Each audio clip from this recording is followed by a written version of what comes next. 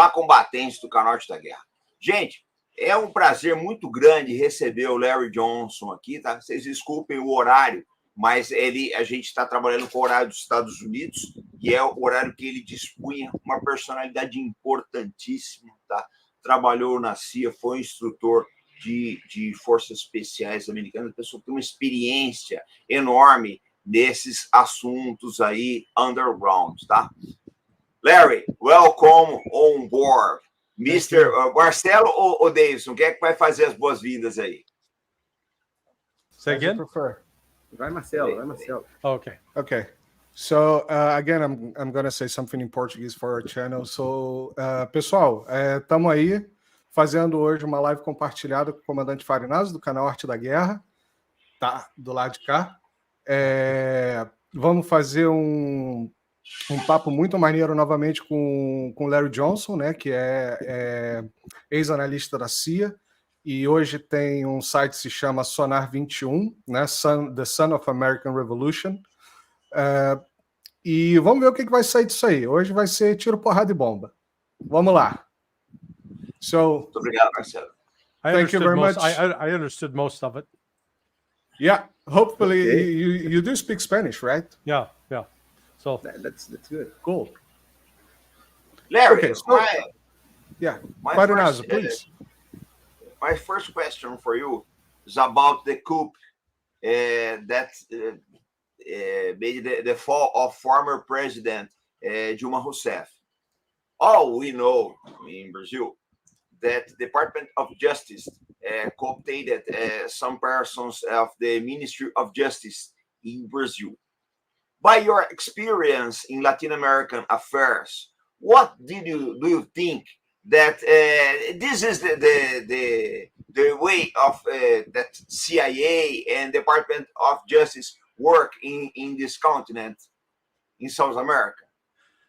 yeah, so it's important to understand that even throughout history, the CIA normally has not been the one setting the agenda.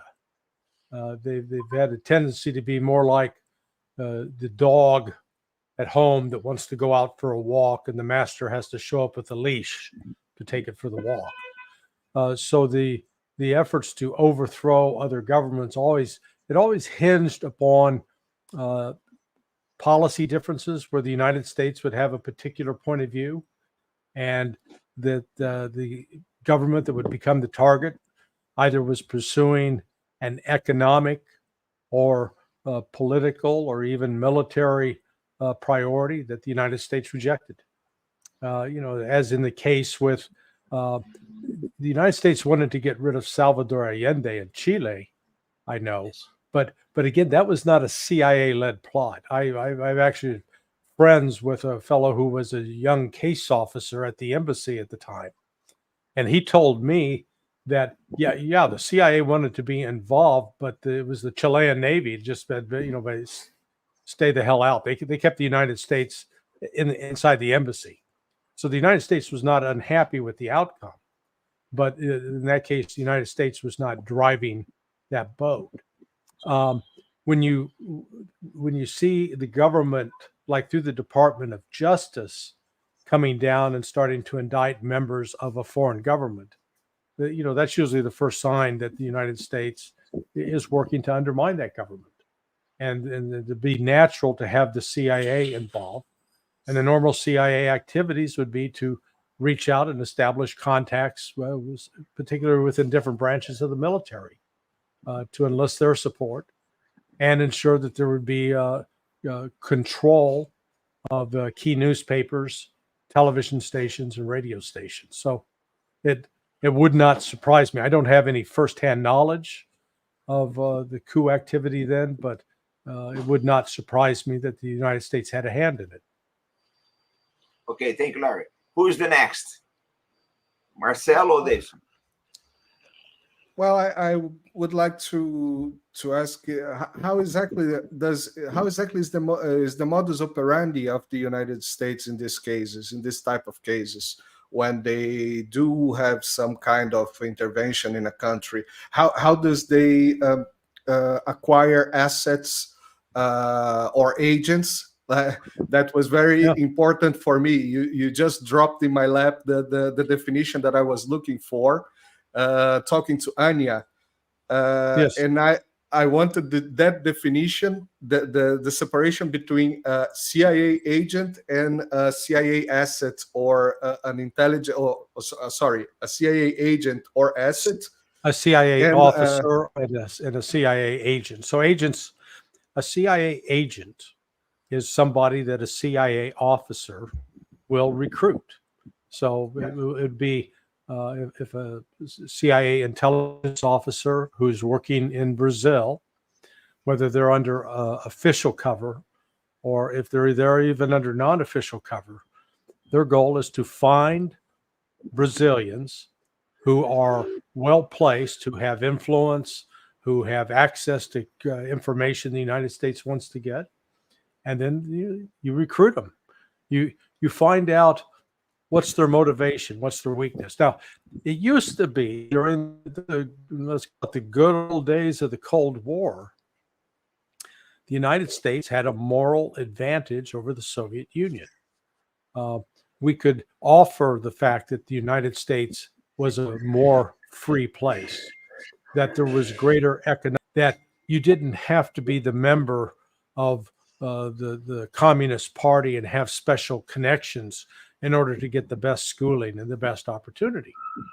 And so by making that kind of pitch, you were able to find Russian patriots who were not happy with the way their government was going, and that they would get signed on as covert assets that the intelligence officers would run. Well, we're in a completely different world now.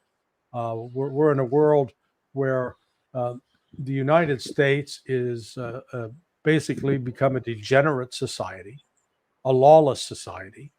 It acts particularly if you've got the right political connections. Doesn't matter whether you're a Democrat or Republican, you can avoid political prosecution. Just look at what's going on with Hunter Biden.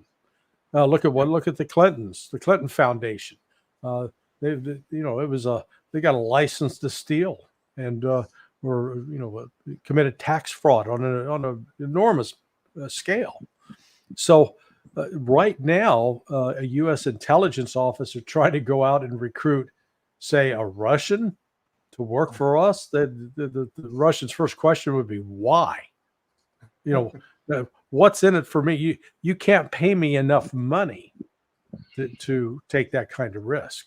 So the United States really has lost moral standing, which, frankly, to be an effective intelligence officer in terms of recruiting spies, you've got to have, it's like being a salesman. You know what? If you're selling a Mercedes, if you're the salesman for Mercedes-Benz, for Jaguars, Ferraris, you don't have to do a hard sales pitch. The product sells itself. But, if you're driving some, crappy Renault product, even if you're a great salesman, you may not be able to close the deal. So it's the same thing happens in the world of intelligence. Davidson, você quer fazer a próxima? Pode ser, Conrad. Depois você fala. It's very, very clear nowadays. In the past was kind of cloudy, but nowadays I think it's very clear that some of our authorities were conscripted. You know what I mean? Recruited to fulfill some of these roles because of a series of very, very strange behavior after the objectives were reached. For instance, there was some of these authorities that went to United States for courses and trainings, and they went there to fulfill an agenda, I believe. Is there some how can I say, strange behaviors that we can identify in authorities to try to see if they are or they are not in service of foreign interests? Well, I think it sort of depends upon the agency. And what I mean by that is, so like in the United States, the primary human, the people who run to recruit human sources includes the Central Intelligence Agency. They go primarily after government officials, government intelligence officials, some military. You've got the Defense Intelligence Agency. So U.S. defense attaches will also want to obtain human sources. You will have the FBI, who doesn't really do that much work outside of the country. They focus more on trying to recruit sources inside. But then you have DEA, and DEA is probably, in my experience, they usually have the best sources because they're usually dealing with the criminals, and the criminals absolutely know what's going on. They've got more access to the money. But a lot of times you can find, of course, I'm aware of one situation that took place in Europe, received some recent publication. An individual, he was living in Spain. He came out of a country in Europe. I'll leave it at that. And he was a signed up DEA informant. Well, he came to the DEA and told him a sad tale that over the past 2 years, he had been bribed working with a U.S. prosecutor that was at the International Criminal Court in The Hague, and they were focused on going after people in the Balkans, and that how he was being used as part of this scheme. So my point is, he could work for 2 or 3 different people, because if you're motivated by money, and that's one of the things intelligence officers try to assess is what's this person's motivation? Are they motivated because they want money? Are they motivated because they want revenge? Are they motivated because they genuinely they're a ideologue, a patriot? Are they motivated because they're wanting to have sex with multiple women?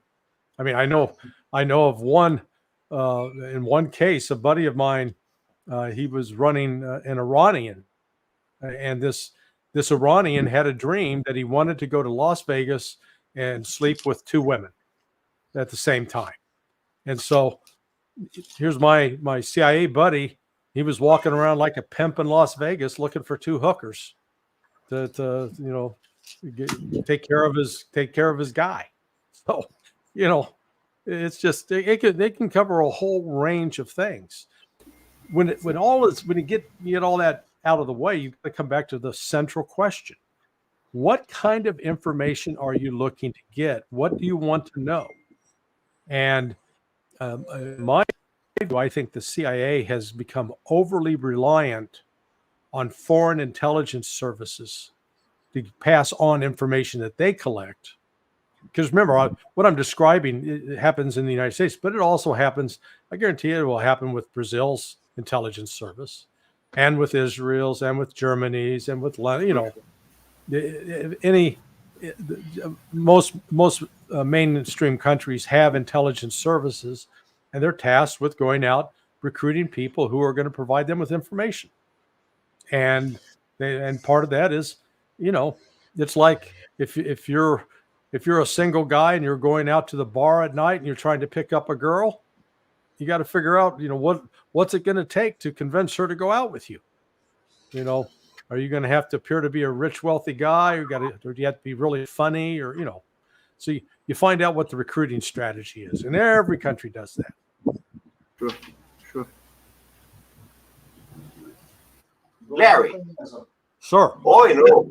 That the press lied about the losses of the Ukraine war. Do you think that's the same thing in Gaza? The Israel, do you think the Israel army is losing a lot of soldiers and they are lying about the real numbers? What is your opinion? Yeah, no, this has been just a series of lies starting with October 7th. So the Israeli account of what happened on October 7th is that Hamas were a bunch of crazed terrorists who came across just to rape and pillage and kill babies and rape women. No, that's not what happened. Hamas didn't kill any babies, and they didn't rape any women. And you know how you know they didn't rape any women? Because they were involved with a military operation. And when you're in that kind of military operation, you've got a lot of adrenaline flowing through your body. That amount of adrenaline makes it impossible for a man to maintain an erection. So, okay, there's not going to be any rape, number one. Number two, the Israelis were caught completely unawares. The Golani Brigade, one of the most elite units in the Israeli armed forces. The Hamas killed 72 of them on October 7th in a firefight. You know, Hamas military kicked their ass, beat them, straight up fight. And the Golani Brigade now, the C.I.As are in excess of 25% of their total strength. And when you add the wounded in action, they're at about 55% strength.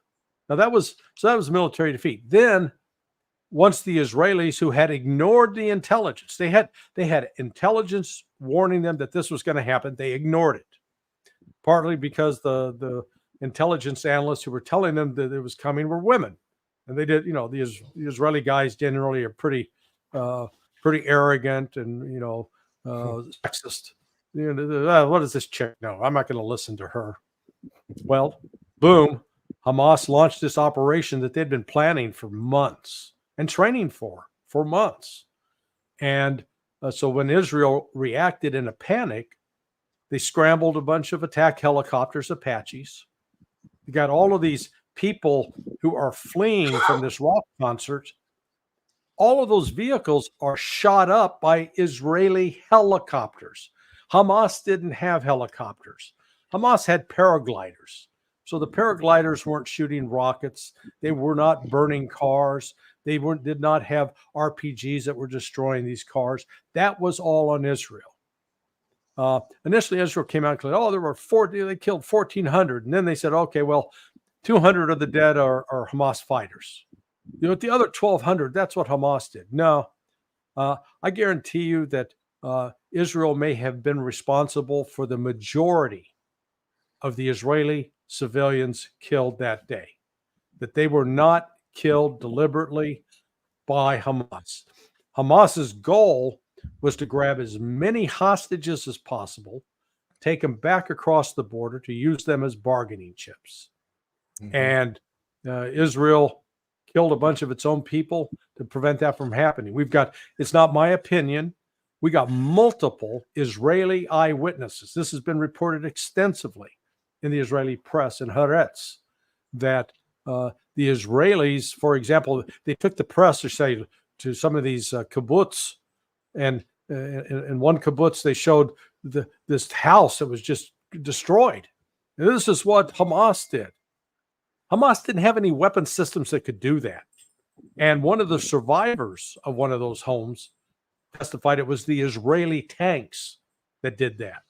And Israeli tanks killed women and children. So I used to refer to the Israeli armed forces as the Israeli Defense Force. No longer. They're not worthy of that name. I call them the Israeli Occupation Force. Their soldiers are undisciplined. They're poorly trained, poorly led. The officers are incompetent. And we saw that again just the other day when Israel shot and killed 3 of its own hostages. These guys had military, they had a military background, had been reservists. I'm not sure if they were still active duty, but they understood how dangerous their fellow Israeli soldiers were. That's why they stripped off their shirts. One had a white flag. They come out, and his shoulders started shooting. or a so-called soldier, a thug with a gun, shot and killed 2 of them. The other guy back into a house is yelling, "Help, help," shouting in Hebrew. He comes out still shouting in Hebrew, and another one of these clowns with an Israeli uniform on shoots and kills him. So that right away tells you there is no discipline in the Israeli army. There is no rule of engagement stipulating you do not shoot a person not carrying a weapon. In fact, the rules were, if they come out, if they're in a contested area, shoot them. Doesn't matter if they're men, women, children, if they're carrying a weapon or not, shoot them. Yeah. And that's why the other day, it wasn't just this one unit. This wasn't just a group of bad apples.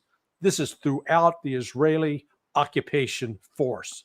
A sniper shot 2 women going into the Catholic Church in Gaza. And these were, one of the women was well into her early 60s and her mother was in her 80s, shot and killed them. They had no, they don't even look like terrorists. And so this is, what we've seen is one lie after another lie after another lie by Israel. Israel no longer has any credibility. If no matter what they say, it's probably a lie. And so that, how many casualties? I think they've got triple of what they're reporting. I think it's much heavier, and they're so stupid that they keep making these threats that they're going to, if Hezbollah doesn't back off, they're going to go after Hezbollah. Good luck with that, guys. Oh, yeah. I dare them to do it, because it will end up to another defeat for the Israeli army. Thank you, I have Marcelo, com você aí. Vamos dar o like aí, pessoal. Vamos dar o like. Vamos colocar nos grupos de Telegram, Facebook. Tudo isso é muito importante. Telegram, Facebook, WhatsApp. Essa entrevista aqui é histórica no Brasil. Larry, I'm talking to our audience that is an historical interview in Brazil. Marcelo, tá contigo aí. Yeah, this point is very interesting for me, Mr. Johnson, because I was just yesterday or the day before yesterday watching an interview with Alexander Dugin, made by that girl. I don't know her name. I'm sorry to her. Syrian girl. Syrian girl, exactly. Mimi, yeah, I've met her. Lovely girl. Yeah. She sounds very. I mean, I'm following the DD job, the Donbas Davushka girls. Yeah, and she's always present on the Twitter chats.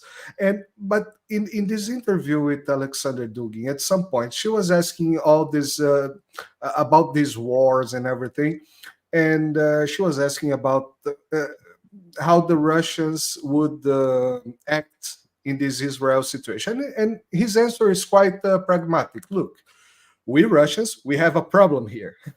We have Ukraine. Let's not forget Ukraine.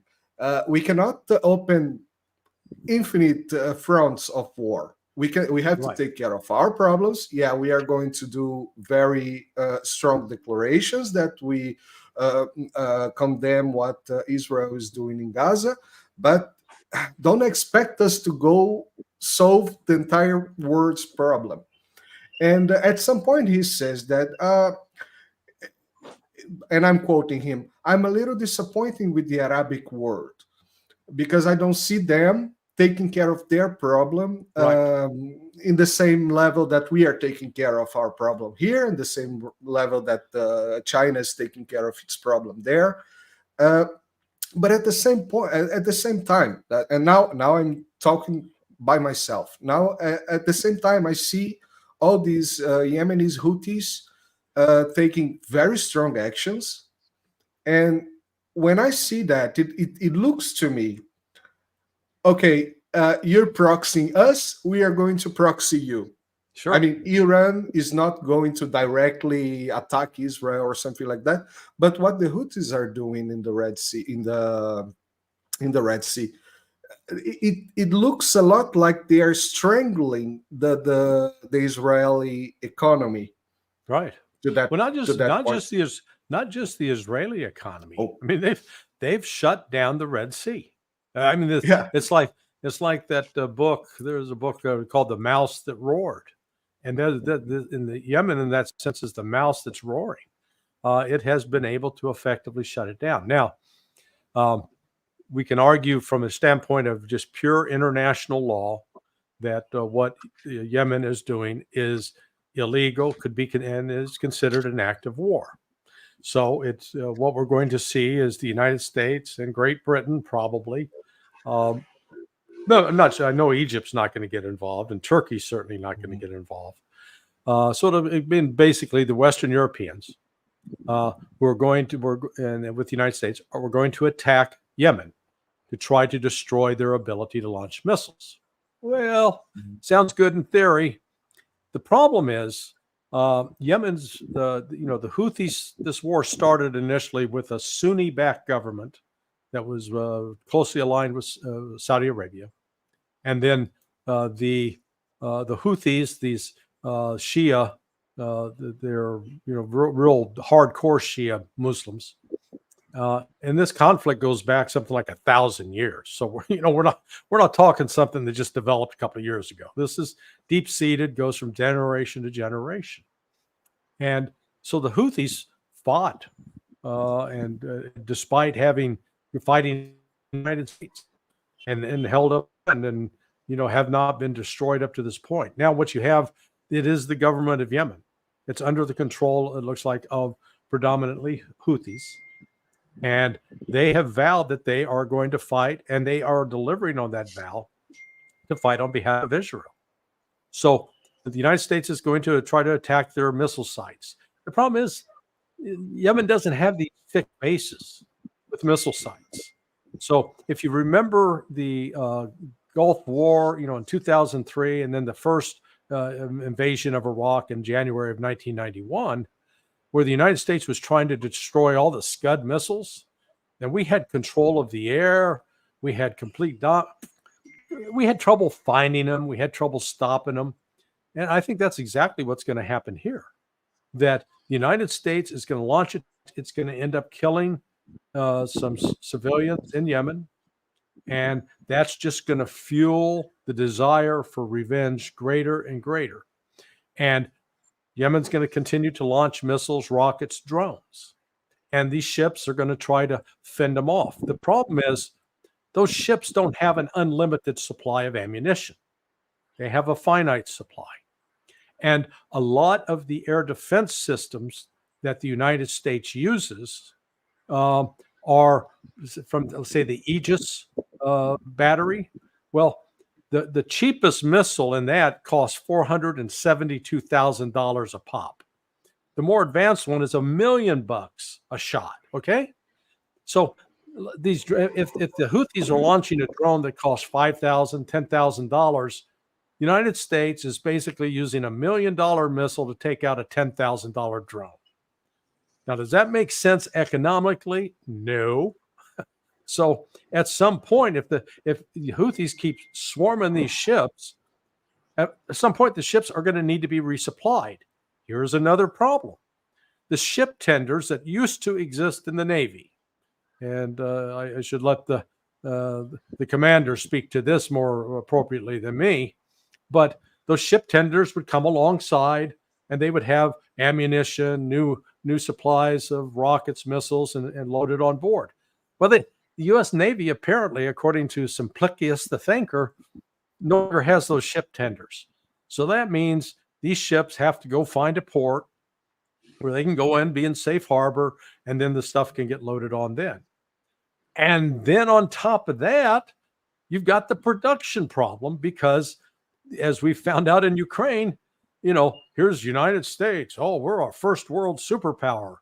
But when it comes to producing artillery shells, Patriot missile batteries, etc., HIMARS, we don't have limitless capabilities. We have very limited capabilities. We've run down our inventory. We've shared most of it, given most of it to Ukraine. And now we don't have any stockpiles that can be just pulled out and said, okay, here you go. Don't worry, we're cranking it out every day. This is not happening. So if this war in Yemen becomes real, and there is a continuous exchange of missiles and rockets, you could find the United States in the embarrassing position of, okay, we fired all the bullets in our gun. Now what? Either go get a reload or throw your gun at them. So it's going to make the United States look weak. The United States is either going to appear to be this bully that's constantly beating up and causing war in other countries, or weak, or some combination of the two. Davidson, você é o próximo. Opa. It's very. In the beginning of the operations in Gaza, the Israeli troops said that the north of Gaza was interdicted. People should leave to the south. They would fight the Hamas in the north. Yeah. I think you must be a child to think that they will not eventually say the Hamas fled to the south and now they need to hunt them in the south too. What they did in Gaza is more or less what the RAF did in Dresden in World War II, yeah. Right?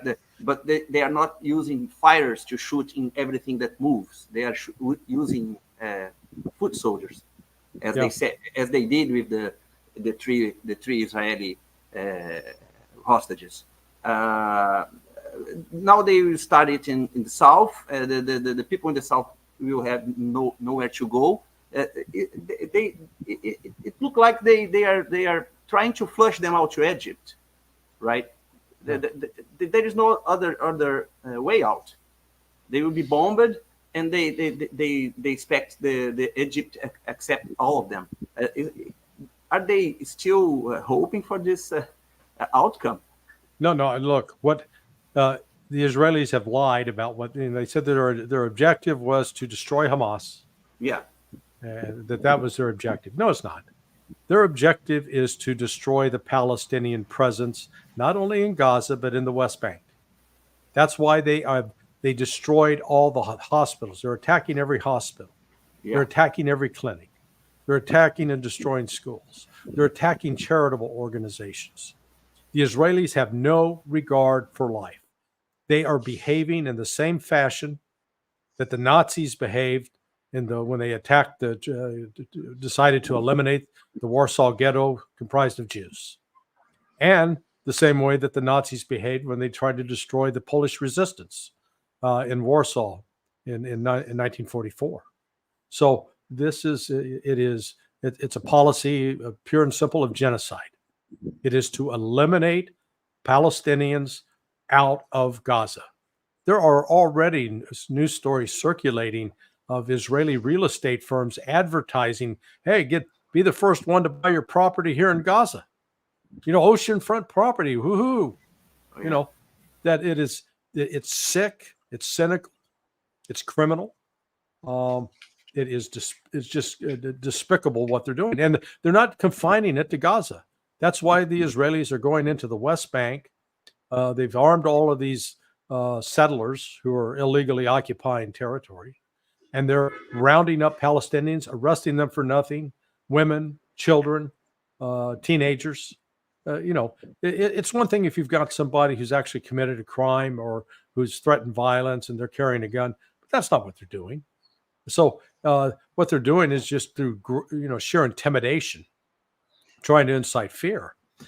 But you've got to then look at who's winning the propaganda, the PR battle. And again, in this case, the truth is on the side of the Palestinians. They don't have to claim falsely that babies are being killed, because you see the babies in horrific numbers that are the bodies being piled up. Israelis couldn't show you a picture of a damn baby, and there was not a single Jewish grandparent crying over a lost child. Please, that was a lie. The same with the claims about rape. But so the Palestinian, both Hamas, Hezbollah, other organizations have been very effective in putting together propaganda films to highlight and expose what the abuses, the suffering of the Palestinians, but they're also putting out videos of them ambushing Israeli columns, Israeli troop formations, tanks. The funniest one so far is they got some Israeli who's lighting up a bong, smoking grass, smoking marijuana out in the middle of combat. I guess, try to mellow out for the afternoon. And Hamas put an RPG through the window and killed him. Well, Rocky Mountain High. So, you've got that. And yet the images coming out from the Israelis are just the opposite. They had this, last week they had this group they strip all these guys down to their underwear. They're all standing on the street. And you see this one chubby guy in his underwear come out, and he's holding an AK rifle in his left hand. And then he's holding a magazine, an empty magazine in his right hand. First question that ought to be asked, why the hell does a guy in his underwear still have access to a gun? Okay? When you capture somebody, the first thing you do is you take the gun away, make sure that they do not touch it, do not handle it. Oh no, not the Israelis. They're so good and sophisticated. They left the guy in his underwear with this gun, this rifle. However, they then put out another video. Same guy walking back out, same route, except this time the rifle, instead of being in this hand, is now in this hand. And the magazine is, so they staged this thing for complete propaganda value. And then pictures of all of these men in underwear lined up in rows in ditches. Random. It looks like the Nazis lining up Jewish men, women, and children at Babi Yar to shoot them in the ditch. I mean, these Israelis, they're out of control. They're absolutely out of control. I used to count myself as a supporter of Israel. Someone had said that, they deserve to exist as a nation. I've even questioned whether Israel should exist as a nation anymore. I think it's gotten that serious. They are out of control. They are one of the grossest human rights abusers in the world today, and they need to be stopped. Larry, you have an enormous experience in Latin American affairs. See, what do you think that will be the approach from CIA, and even if Donald Trump wins the elections, on Venezuela? How do you think American authorities will manage Venezuela affair? Well, I think what's happening is, number one, with respect to Central and South America, the United States has the attention span of a 3-year-old child with Alzheimer's disease. Okay, because it's only when we decide, oh look, we got to stop the communists from taking over Central America. That was the big focus back when I was at CIA from 85 to 89. You had the war in Central America, in Salvador, the war in Guatemala, and then you had the Sandinistas, and the Sandinistas were aligned with the Cubans and with the Soviets, and by God, we had to stop the dominoes. And then, poof, all of a sudden, we no longer remember where Central America is. We ignore it. So I think where the agency priority will shift is towards Brazil, because of Brazil's involvement with BRICS. And we'll want to make sure, I think the C.I.A. put a high priority on trying to recruit members of the Brazilian government that have access, are involved with the negotiations, are involved with any of the economic means. Also, seeing Brazil as a linchpin for getting access to China. It wouldn't be out of character for CIA to want to recruit, say, a Brazilian diplomat who has close ties with the Chinese in order to get information about what's going on in China. So there are, a variety of angles. So I see, great. I think of all the countries in Central South America right now, I think Brazil will emerge as the number one priority, followed then by Venezuela, depending upon, because that's been a failed project of U.S. The hegemonic project, where we can't allow Venezuela to go on its own way or to be a socialist country. So we've been trying to disrupt it ever since overthrow of the government was 20 years ago, 20 plus years ago, and have had no success. So I'll jump mine now because I had something that I have thought about it, but I forgot. Davidson, go yourself Okay. if you have something. Yeah, sure. It seems to me Brazil is taking good care of the situation now developing between Venezuela and Guyana. Brazil is involved in diplomatic negotiations, and things look like are going in a good way. They already had an agreement of non-aggression. None of the countries will appeal to violence in this negotiation and all this kind of thing. But in the past, we saw the West undermine Brazilian efforts in diplomacy before. For instance, with the Iran agreement of uranium, when Brazil and Turkey negotiated with Iran about the uranium, and the United States just drop it away. Is it possible to us to see something happen here too in this way? You know what I mean? Brazil come out with a good agreement in between the two countries, and all of a sudden the West decide it's not valid and whatever. Well, I think let me put this in sort of a paternalistic metaphor. Since the end of World War II, the United States has been the big father. And all the other countries in the world have been these children that have to obey the father. And the children that got out of line would get punished. And the children that were obedient would get rewarded. And so that's been what the United States likes to call that rules-based international order. Well, guess what? A lot of those kids have grown up. They're now 17, 18, 19 years old. They're no longer listening to dad. They're as big as dad. They're younger than dad. They're a little bit more faster than dad. And they can make their own money.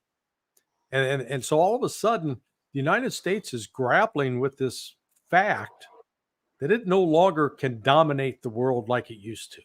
And that's one of the important things about BRICS, because it's not just Russia, it's not just India, China, it's also Brazil and South Africa.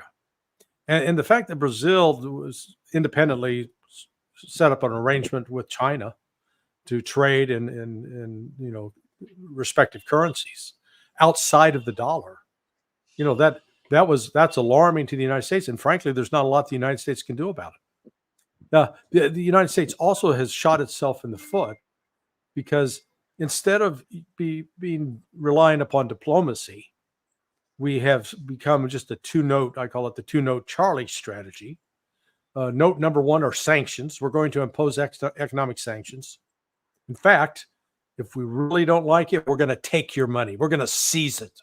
We're going to freeze it. We're going to rob you. But we're going to call it legal, but it's still theft. Or we're going to invade you or attack you militarily or fund somebody else to attack you militarily. Well, that strategy now it's broken in Ukraine. They initially thought that, boy, when we hit Russia with these economic sanctions, Russia's going to crumble. Nope, it didn't. And then with the emergence of BRICS as a real viable alternative for trade, commerce, all of a sudden the United States isn't getting to call the shots. And then when the United States seized $300 billion in Russian assets, say, okay, we got your money. You can't do anything about it. All right.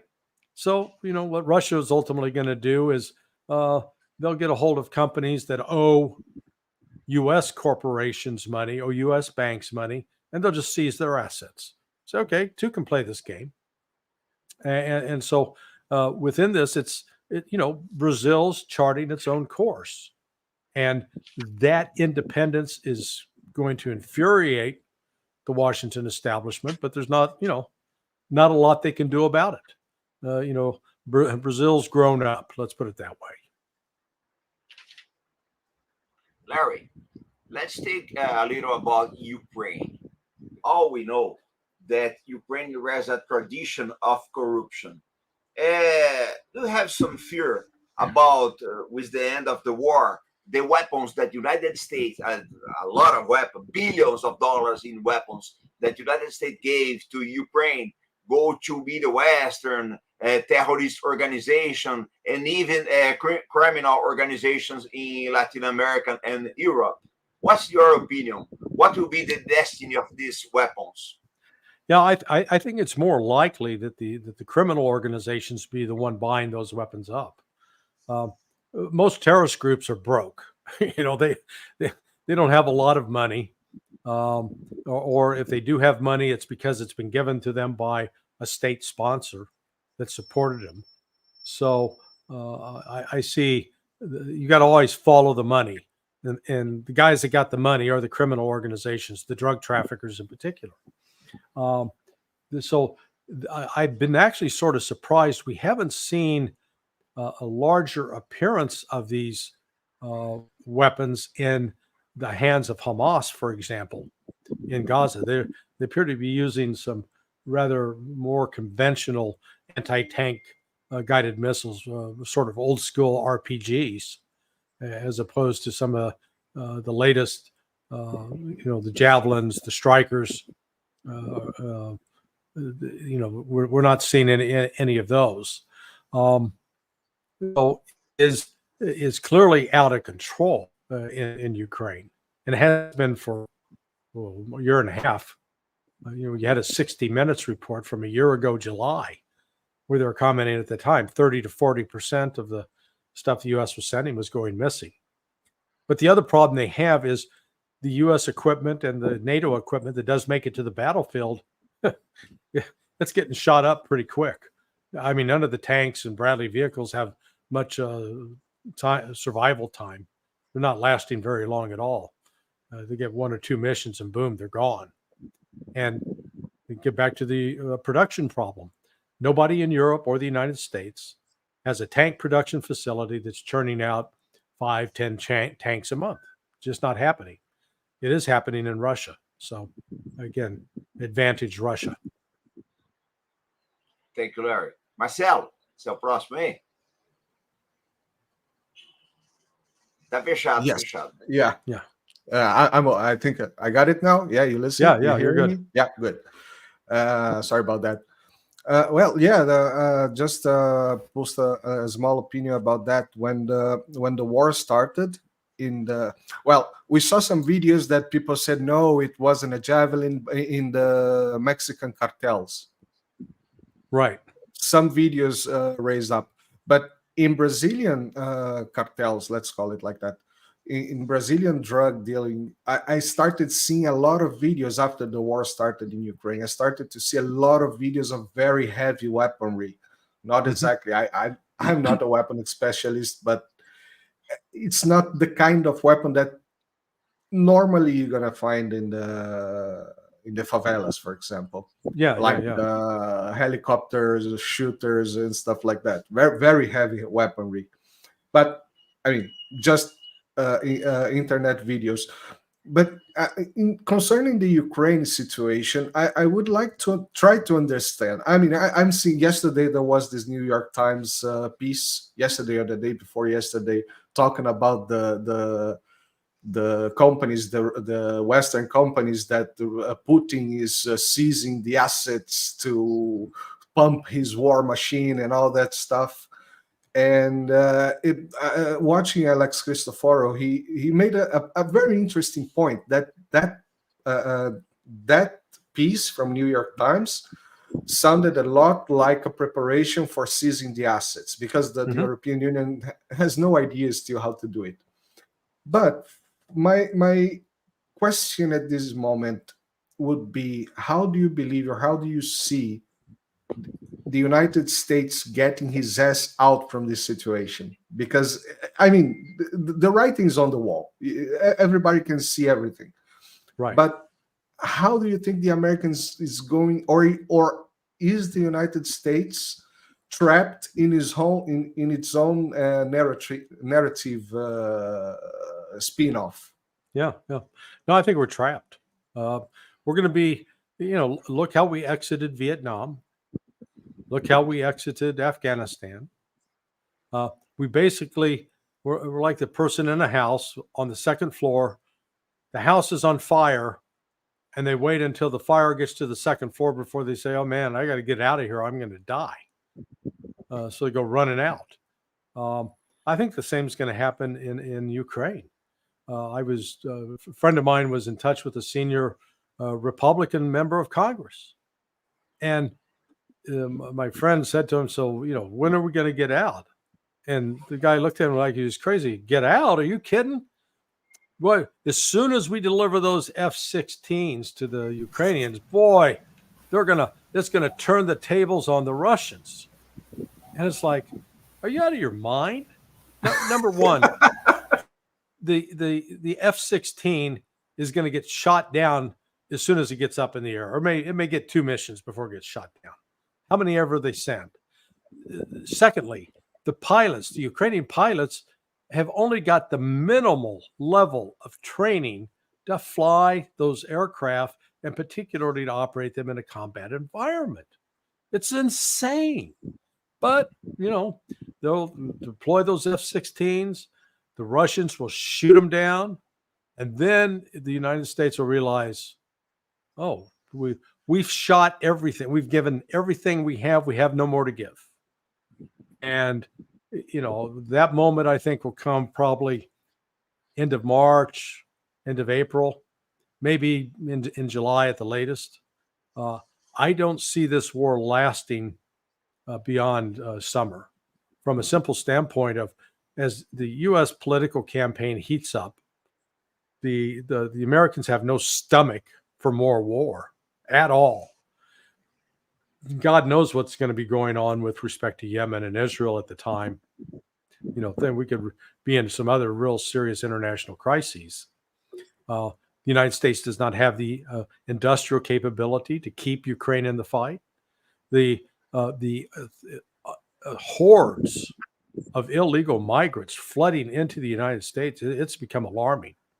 And I think that is also going to become another issue that will distract. So, once the United States is no longer, pumping money into Ukraine, they're done. They do not have the economic base to sustain themselves in a fight. And so they're on borrowed time right now. Okay. Larry, we have fentanyl, 34 billions of debt. The American Navy is getting hold, orders of immigration, and a big division in this society. Is that in the future for the United States? What is your opinion? I think the United States is in serious trouble. You're changing the very culture of the United States by allowing this unfettered immigration. And, there's big money behind this. I was talking with some friends. I mean, this really needs to be investigated, because this is not a spontaneous movement of people say, oh, I don't like living here. Let's go to the United States. Let's go pay a bunch of drug cartel guys in Mexico thousands of dollars, and and then have to risk our lives swimming across the river just to get in the United States. Someone's funding this. There are camps in the Darien Gap in Panama that, I'd like to know who owns that land, who's allowed those camps to be set up. They are getting money from non-governmental organizations as well as governmental organizations. And then they're getting carted on buses and, the trip up to the Mexican border. I mean, this thing's very well organized. And the volume of people coming in, you've got, they represent the size of the population of Nebraska, South Dakota, Montana. I mean, this is an enormous number of people. You've got to say, where are they going? Where are they? If they're receiving government assistance, that means the government budget's going to go up as far as money being expended. But there's also a lot of human trafficking going on, both for sex workers as well as for child labor. I mean, this is, there are Republicans and Democrats both who I believe are profiting off of this, which is one of the reasons nothing firm has been done to stop it. Just a quick parenthesis. Redacted with Clayton Morris and Natalie Morris, they have been doing a very good job on searching for these human traffic issues, right? As well as they are having an interesting guest every now and then to talk about these camps in Panama that you just mentioned. I would just like to make this parenthesis. I think this is Davidson now. You have. Okay. I was muted. Yes. I would like to ask something about Ukraine. I lost the time on that moment. It was something that I would like to know if the Americans know they are lying, or if they believe in their lie. And I believe you answered it when you said that when we send the F-16s, we will turn the table and all stuff. But the point is, when they eventually find out they are losing, they are in a sinking boat, what should be a exit route, a way out? How to make it look like they were not defeated? How they will save face on this one? Yeah, I don't think there is any way to save face on this. I think that's part of the problem. Trying to sort out what was the intelligence. It looks like what happened is the U.S. intelligence community, both the the two principal suppliers of information are the Defense Intelligence Agency and the Central Intelligence Agency. And then the intercepted communications that the NSA was picking up. It looks like both DIA and CIA from the outset were gathering information from the Ukrainians and then passing it on as this is reliable intelligence. And the Ukrainians were lying, manufacturing the facts. It was not being fact-checked in the United States. That was part of the problem. It's so shocking how incompetent the U.S. military advisors have been in this process. They freely admit that they helped plan and game out the Ukrainian counteroffensive that started in June. And so from the outset, you had both U.S. and Ukrainian officials touting, "Oh, we're going to launch a counteroffensive. We're going to do." Who does that? I mean, what professional, credible military person goes out and announces their plans in advance? No, you don't do that. That's why they call it, you have classified information. You didn't see Eisenhower and Montgomery in World War II announcing, "Boy, we can't wait to invade Europe, and we're going to invade in France somewhere, along the French coast. We're going to probably do it in June." They didn't do that. Of course not. But the Ukrainians did. The United States did. And then when they war gamed this thing out, and they recognized they were attacking defended, fortified positions. Well, one of the elements you absolutely have to have if you're going to attack a fortified, defended position is air power. You need to provide close air support. You need to have fixed wing aircraft that can come in, drop bombs, fire rockets, and in addition, provide helicopter support. Helicopters that can both attack enemy positions, tanks, as well as be used to recover wounded from the battlefield and cart them off. Ukraine had none of that. And they failed to properly anticipate the minefields that had been heavily salted by the Russians.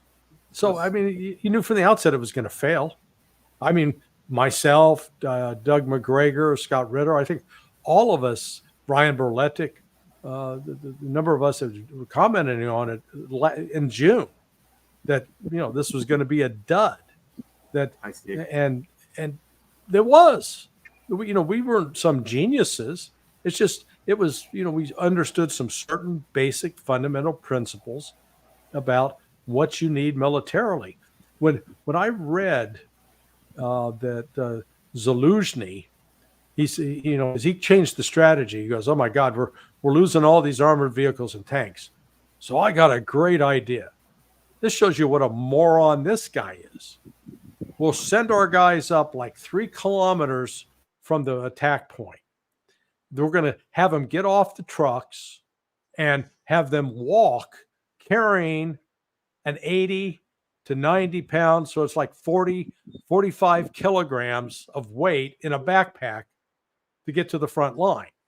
Now, if all the armchair warriors sitting at home, they say, "Well, what's so bad about that?" Okay, go put on 45 kilograms on your back and tell me how long you can last, how fast you can move, and then recognize that a lot of that weight will be, at least, let's say half the weight will be from ammunition that you're carrying. And if you're firing a fully automatic rifle, guess what? You're going to use up that ammunition in about 30 minutes. So where do you get resupply from? Well, you don't have the trucks because they're not driving in there. So that means some guy's got to run back, grab another 40 kilograms worth of weight, and then cart it for you. How can you sustain any kind of offensive operation with that? Well, the answer is you can't. And again, you don't have to be Clausewitz or Sun Tzu to figure this out.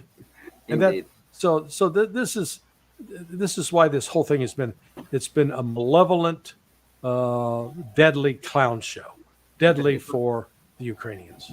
It was pretty much the Operation Citadel of Ukraine, right?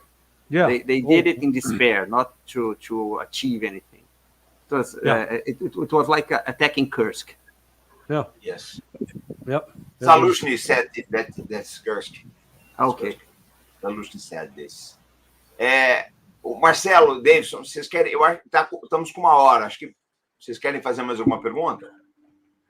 Yeah, well, just to make a parenthesis also about what you just said, Larry, Farinazo just today launched a video about the situation in Venezuela, and the hysterical Brazilians saying, "Oh, we have this equipment or that equipment that if Venezuela invades Brazil, we can take care of everything." And the first thing he mentions that you have logistics, you have equipment that you have to drive here and there. You have energy issues. You have right. 1,000 of issues. They will turn off the light. Yeah. Basically shut down. It will be the darkness. It will be the quickest war ever. Doesn't have a net of electricity. We don't have energy in Roraima. It's all thermal. It comes from Venezuela. Our energy comes from Venezuela. Yeah. Indeed. In north of Brazil, all the energy comes from Venezuela. I thought a lot of the energy, a lot of the electricity came from Itaipu. You know, the Far away. Not integrated. The north is not integrated with the south. Oh, okay. Brazil all right. is a rich country. Yeah.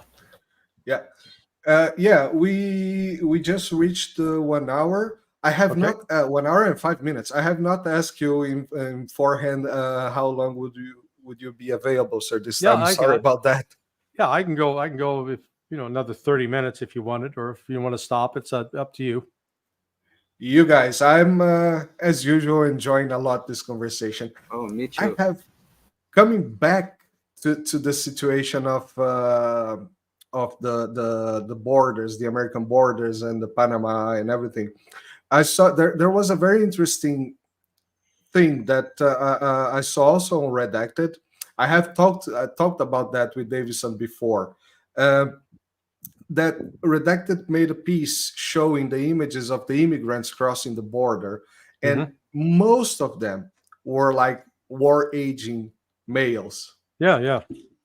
Plus, there was this recent, how's it called, TV commercial for the U.S. Army with all white people, going away from that wokeism. As soon as I saw that, I said, oh, shit, we're going to war now. Yeah. And Well, the thing, when I talked to Davidson, just yesterday, I talked to him about this. The thing that came to my mind was that scene of Gangs of New York. You remember that movie with DiCaprio? Where the Irish are just arriving in America, given a backpack, a rifle, and go fight for America. Right. Is this hyper spinning, or? Well, actually, I think we have to get to the heart of who's funding this, because if I wanted to destabilize America, that's one way I would do it.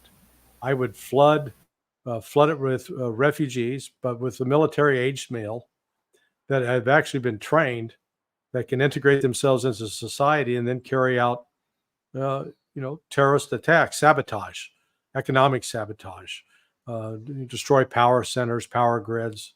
An organized effort like that could shut down America. We're really not ready for that. And if that was combined with a cyber attack, one of the, I can see both China and Russia as having an incentive to do something like that, because it's not, they have been calling the United States an enemy that must be destroyed. It's been the United States calling them enemies that must be destroyed. And they're not stupid. So they say, okay, if that's how the United States is going to play, then we're going to take steps to protect and defend ourselves. And that's why I think, the United States is creating its own, digging its own grave, because this volume of illegal migrants. Last night, the Eagle Pass, Texas, it was over 5,000 people, which is that's a brigade size element. You're getting close to get 3 of those. You got a division.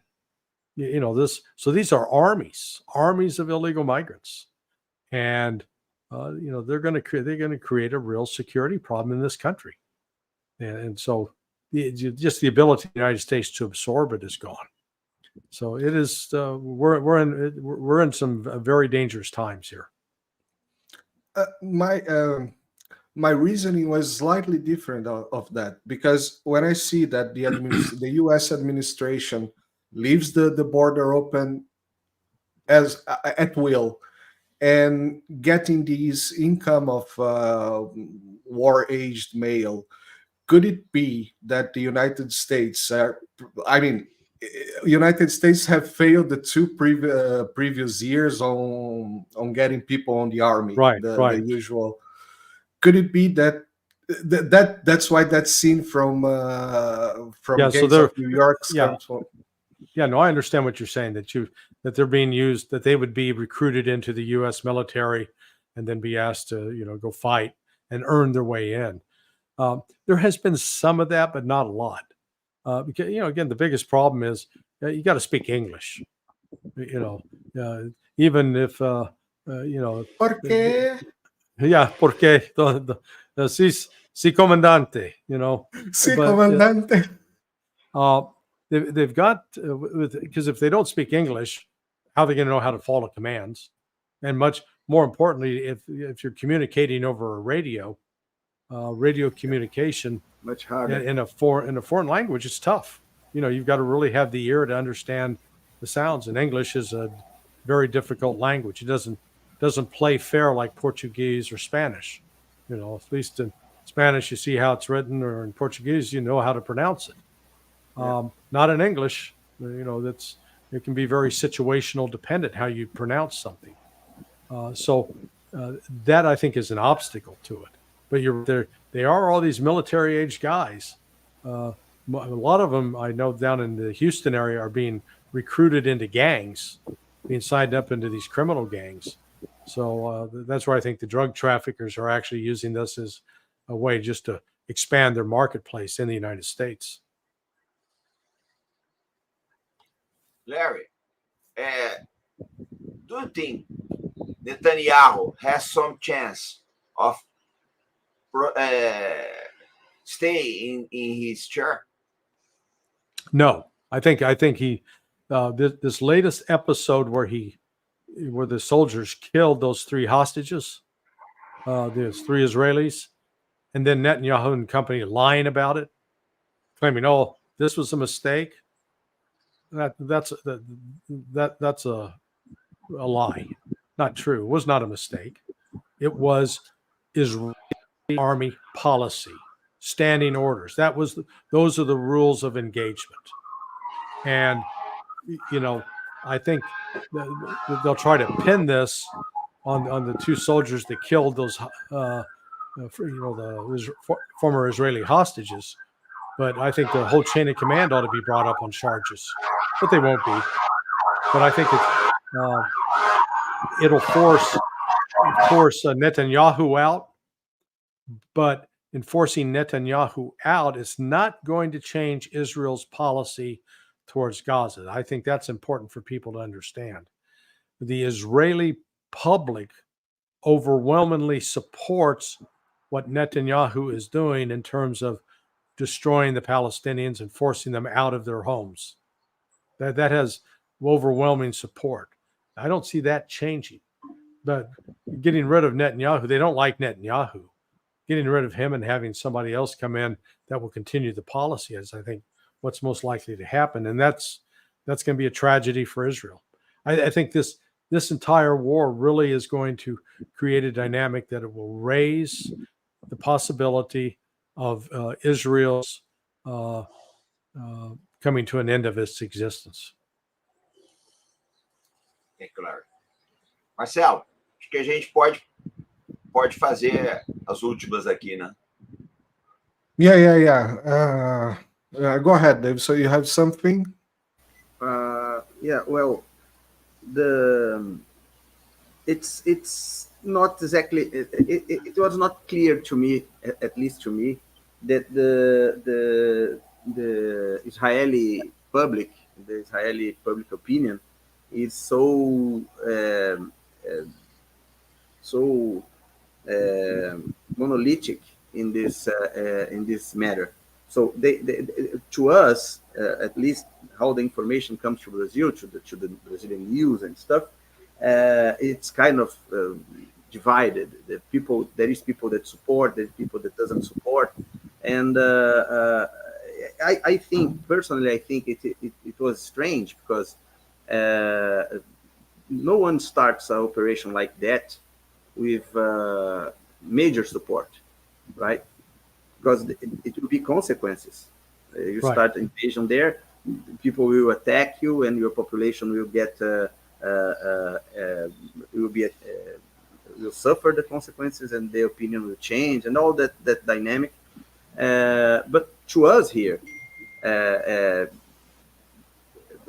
the media seems to blame Netanyahu for the war, and save the public, the average Israeli in this matter. So it's not like that. The Israeli population agree with it. Has Brazil expelled the Israeli ambassador, or does Brazil still accept Israel's ambassador? No, he is here. Yeah.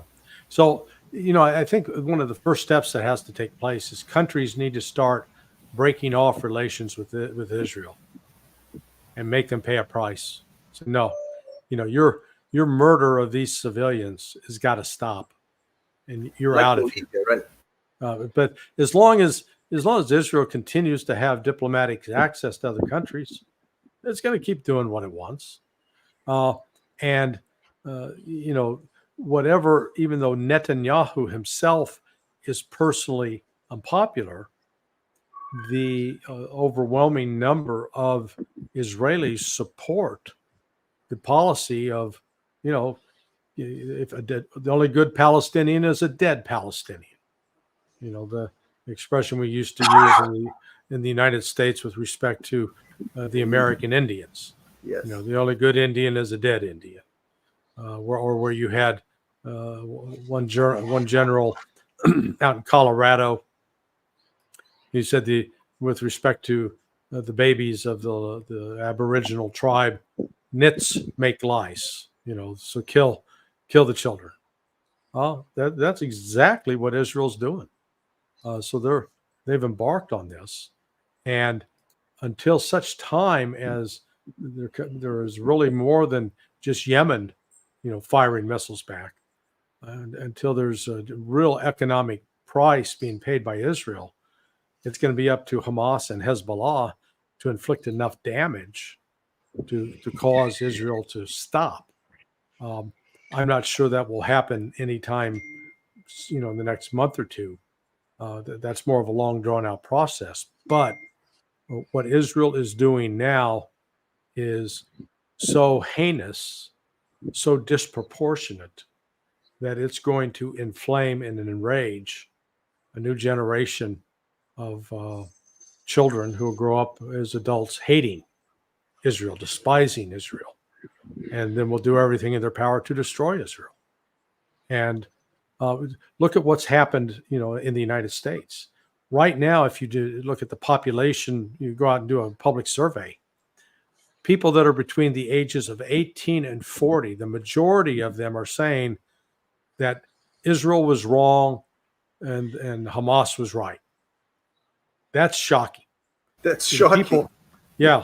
People that are 60 years of age and older, 62% of them favor Israel over Hamas. Say that Israel's right, Hamas is wrong. So the Israeli influence operation, which has bought support up to now, is losing out.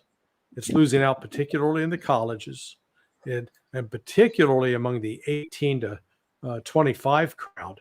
They are overwhelmingly in support of Hamas and overwhelmingly against Israel. And these images that are coming out on social media, the Hamas is being much more effective on social media, on TikTok, on Telegram, on Facebook, to the extent that they can publish there these images of babies, children, teenagers, women being, indiscriminately murdered by Israel. And that's the message that's getting out there, and that's going to continue to worsen Israel's image in the world. Marcelo, vamos fazer os agradecimentos? Sure. May I have one last question just before we finish this? I had 1,000, in fact, but there's one that I would like to ask today. Next elections, what's your bet? How do you think the situation is going to be? Very, very chaotic. So it's up in the air whether, you know, Joe Biden insists he's going to run, but it's up in the air whether he actually will be able to run. Whether just medically he may be retired. So that then raises retarded. Oh, sorry, no, retired. Yeah, retarded and retired. Mentally incapacitated.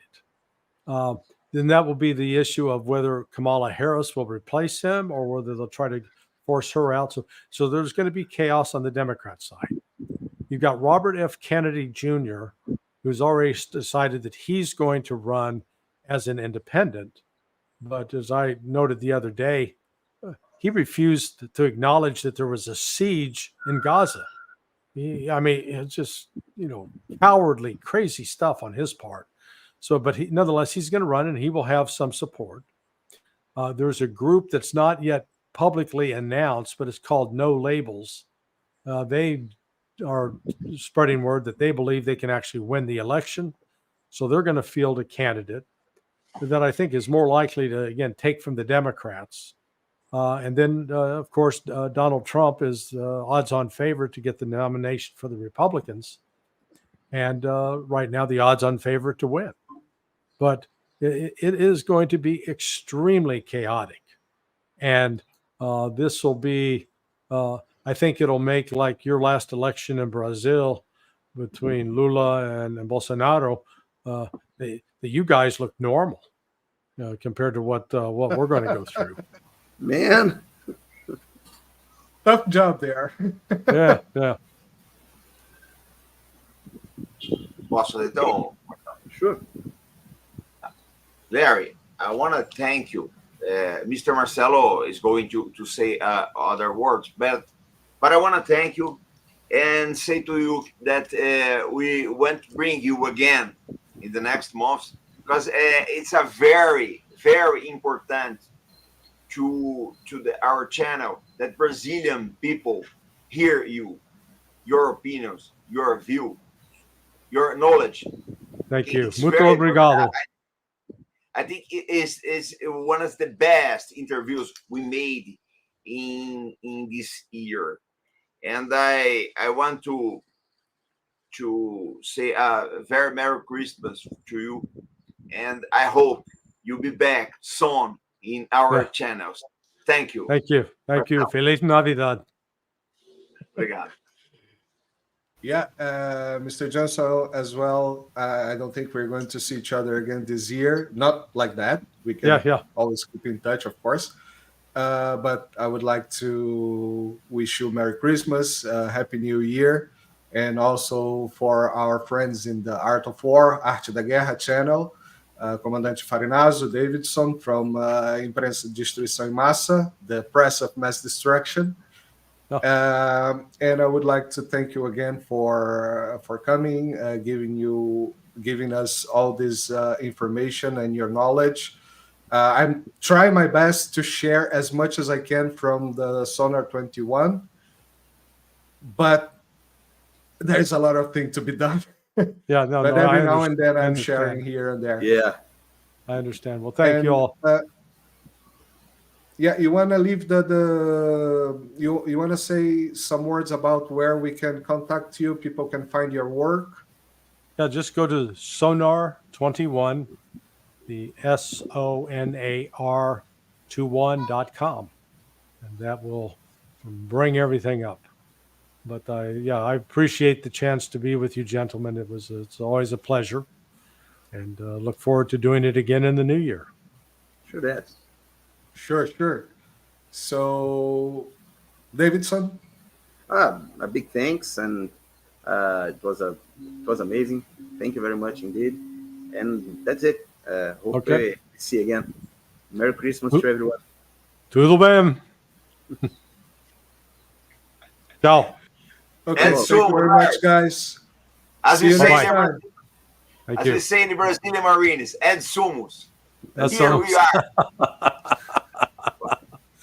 Muito obrigado. Ok. Tchau. Obrigado, sir. Boa tarde. Tchau. Gente, hoje, 20 horas, horário de Brasília, vai ter uma live aqui no Arte da Guerra, tá? A gente, provavelmente, o assunto vai ser a situação piorou muito no Golfo Pérsico, mas muito mesmo. Fechou completamente. Israel tá às moscas, tá às moscas. A gente já vinha falando, isso aí já tem algum tempo, mas agora fechou mesmo. A British Petroleum falou que não vai operar no Mar Vermelho enquanto isso estiver dessa forma, tá? Então, eu quero agradecer a imprensa de destruição em massa. Se inscrevam nesse canal, é muito importante. Uma honra, comando. Obrigado. Eu chamo de meninos porque eles são mais novos, tal. E a maneira carinhosa que a gente tem de chamar esses meninos tem futuro. Né? Obrigado, pessoal, obrigado. Vocês vão ouvir falar muito de imprensa de destruição em massa nos próximos anos. Escuta o que eu estou falando, que a gente tem olho de águia para essas coisas aí, tá? Esses dois vão arrebentar. Se inscrevam. Eu baixei lá aquele monte de vídeo senhor elogiando a gente. Eu vou fazer um certificado Farinazzo de qualidade. É isso aí. Não, mas tem uma coisa, né? Quando eu desço artilharia para arrebentar com alguma coisa, não sobra nada. Mas quando a gente elogia também... Não, com certeza. Obrigado. Pegar o trabalho que é bom. Não adianta o pessoal ficar falando, metendo pau em canal de molecada. Eu nem falo, porque eu acho que isso é bobagem, cara. A gente tem que pegar o que é bom e promover. A verdade é essa. Se você quer melhorar, você tem que pegar as coisas que são boas e botar em evidência, que a gente vai melhorando. Tá? Então, gente, se inscrevam no Imprensa de Destruição em Massa. Hoje saem muitos vídeos ainda sobre a situação do Mar Vermelho, que lá está pegando fogo. Eu falo sempre o seguinte, para comparar. O pessoal a US Navy está lá, tudo bem. É a mesma coisa que você botar polícia em frente a uma escola que tem problema de bala perdida. Você ia colocar teu filho na escola? Ah, mas tem polícia lá. Sim, meu amigo, mas a polícia não vai parar a bala. Então, os navios da Marinha dos Estados Unidos não vão conseguir acabar com o risco que os cargueiros e petroleiros sofrem no Mar Vermelho. O canal de Suez está estrangulado, essa é que é a verdade. E assim, eu acho que de tudo que está acontecendo, que o negócio está horroroso com Israel em Gaza, vocês viram o Larry falar aí, mas de tudo que está acontecendo, isso talvez é o acontecimento que tenha mais impacto. Bom, obrigado então, tá, pessoal? Um grande abraço para vocês. Comandante, Valeu, comandante. se a gente não fizer mais um programa esse ano ainda, um Feliz Natal, um bom Ano Novo. Feliz Natal para o senhor também. E ano que vem vamos voltar. Vamos receber o senhor de novo aí. Muita coisa aí para fazer. Feliz não para. Grande abraço para vocês, pessoal. Até mais. Um abraço, pessoal. Um abraço, Davidson. Pessoal, tchau. Eu.